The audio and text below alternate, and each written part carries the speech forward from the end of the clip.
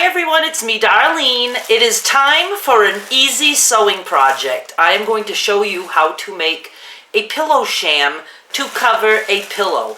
A pillow sham is just a pillowcase that has an opening in the back where you tuck the pillow in so that there's no open end on either side like a pillowcase would have. Very easy to do. So let's just get started. You're going to take any pillow you want. This is just an inexpensive Walmart pillow. I think I paid like $3 for it, and it's even a deep pockets, so it's a nice puffy pillow. And you can make yourself such decorative pillows to throw on your couch or whatever, or you can make holiday pillows using holiday fabric, holiday themed fabric, or holiday colors, or seasonal colors. So this is a project that you will really like to do. I want you to start by taking a measuring tape and measuring roughly from seam to seam across the pillow. I have 25. I want you to add 5 to that number, so that is going to give you 30. Write that number down. Then we're going to measure this way from seam to seam, and I have 20. Just write down 20. So you have 30 by 20. And that's what we're going to cut. Just to mention, the reason you wanted to add 5 inches to the width of that pillow is because you need to have excess fabric in the back to make the opening. We fold the fabric over. You'll see what I mean. I am choosing this fabric just because it's something that I have. It's a nice Western kind of print. It's like a tan with black and some white, and it's a pretty rugged fabric. You know, it's kind of thick, not like denim, but it's gonna work good. So you get to decide if you want the stripes to go like up and down or across on your pillow. I'm just going to have, I think I'm going to turn this way. I'm going to have these stripes going across this way, meaning, you know, I want the stripes to go like this on the pillow. So the long side, or the width of my fabric, is going to be 30, and then I'm going to cut the other part 20. What I do, just to make things easy, is I'm going to just estimate 30 inches for now. Where's my measuring tape? I'm going to just estimate, just so I can get it off the bolt. And then I'll straighten it out. Okay. So we want 30 this way. I'm going to fold it up so I have less to cut. And I'm going to just cut through all the layers. So what I want to do is just straighten out one edge. And I use my cutting board as the guide. So I'm just going to cut along this edge. I should mention, we're cutting 2 panels. So whatever method you use to cut, just know that you want 2 pieces of fabric that are 30 by 20. I'm going to measure my 30 this way. Okay, right about there. Nothing has to be perfect here. All scraps like this I cut in pieces, or if Skylar's here, she can cut in pieces for me, and it makes filling for stuffed toys. So I have my piece 30 inches this way. Now we want, what did I say? 20 inches this way. So I'm going to turn, and again, I could just measure and cut to make this piece 20 inches, but there's a lot, you know, of cutting that way. So I'm going to fold it up.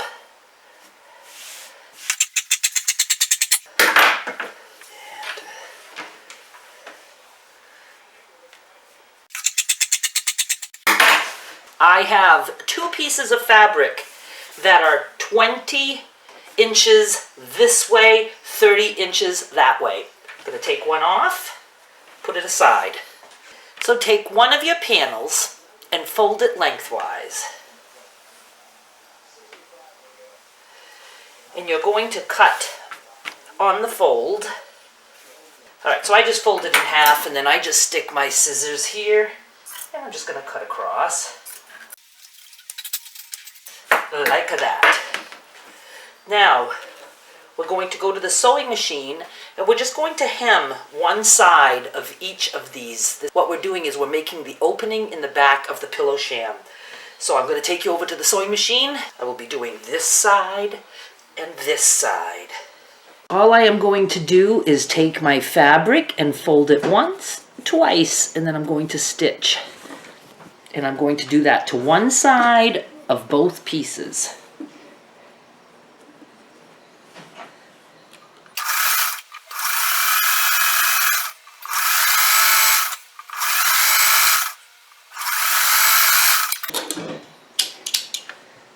And it looks like that. And you just do that to one side of the other piece too. You're going to take the other panel and you're going to cut 5 inches off. We needed the back panel to be bigger because we needed to be able to fold it over in the center, which you'll see in a few minutes. But we want to cut 5 inches off here. So I'm going to just fold that up, measure 5 inches.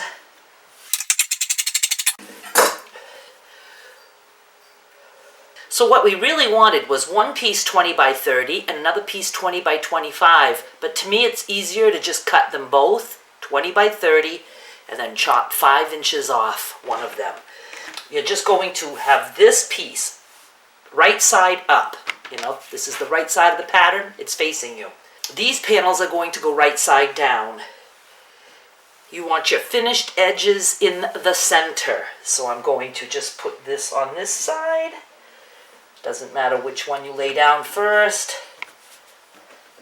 You're just going to match up the edges as best as you can. And then this one is going on this side. See, finished edges in the center, finished edges in the center. Now you can see we've overlapped here, and that's what we want. Now we need to put a pin on each side just to hold the overlap. Now all I am going to do is go to the machine and I am going to sew all around the entire sham. I'm going to do a straight stitch all around and then I will do a zigzag stitch all around just to reinforce it. When I go over the bumps of the center pieces that overlap, I like to go over back and forth a couple times because it's going to get a lot of tugging for when you put the pillow in, so you just want to make sure that that's nice and secure. Just start at any corner and you're going to straight stitch all around. And this is where I'm coming across this, the bump from the hemmed edge. So I'm going to go forward. And then I'm just going to back stitch a little bit and forward again. I'm going to take my pin out. Now I can't see the other one, but I certainly can feel it. It's right there. So when I get there, I'm going to go over it, back up, and back forward. At my corner, I'm just going to turn, try to keep my edges as even as possible.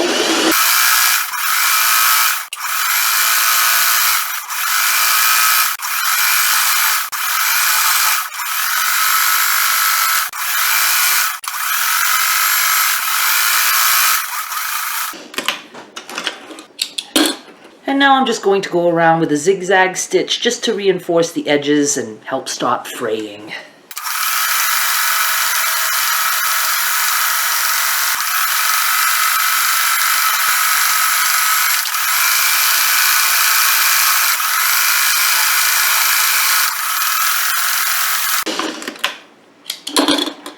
And we are done. That's all there is to making a sham. Now you are going to turn this right sides out. Notice I don't go and trim my corners. Doesn't bother me. I'm going to push my corners out as best as I can. And now we are going to put the pillow inside. Normally you would not keep the bag on the pillow, but I'm going to be keeping this pillow specifically for sewing tutorials for different pillow shams. So I'm just leaving the bag on because I'll be selling pillow shams on eBay. And I want everyone to know that the pillow sham is very, very clean. Now see, it makes like a nice little envelope here. All nice. Look at that. Beautiful pillow sham. Let's go sit at the computer and talk a little. I hope you enjoyed this pillow sham project. It is so easy to make a pillow sham, and there are different ways that we could do it. We could round off the corners. You can make the sham smaller than the pillow if you want to make a big, thick, puffy pillow that is more firm, and you can make it with any fabric that you have. You can even use fabric scraps and make a crazy quilt pillow sham. You can use like an old sweater or an old flannel shirt. You can even have the buttons of the shirt in the pocket, whatever you want. You just need to make 2 panels of fabric like I did and sew them together. If you have any questions on anything, please ask. It's hard to, explain steps because everyone is at a different level with sewing. In my tutorials, like, I don't teach you how to thread a needle. I just assume you know how to do some sewing, and I'm trying to just show you some simple projects. Again, very good for the holidays or different seasons. You can, do certain holiday colors, or you can use like fabric panels that you can buy that are like a scenery and use that for your front panel. These are great for on your couch, on your bed, especially like if, you have a child or even yourself who it's hard to make the bed with the pillow and make that look good. You just make your bed with the blankets flat across the bed, and then you just put your pillows in shams and you prop them up against the wall. So it makes it very, very nice. These are great for on the floor too, for kids, and you just swap the shams for seasons or holidays, and you just use the same pillows. I did make 2 of these, and I will have the set up on eBay, probably in the next day or so, so please go find me there. Darlene Michaud is my eBay name. There's always a link down below, and I'm very anxious to make more shams. They're just, to me, such an easy way to brighten up your home decor, and they're fun for me to make, and they're a good way to use up the fabric that I have. And since I'm sending just the shams and not the whole pillow, you guys can buy your own standard size pillow to fit into this sham. It keeps the shipping costs down for anybody who wins my auctions, so I like that. That is it for now. I hope you enjoyed, and please subscribe if you haven't yet, and give this video a thumbs up if you want to see more. And if you think this was at all helpful, I would absolutely love it if you share the video. I will be back with more soon. Thanks so much for watching. Bye!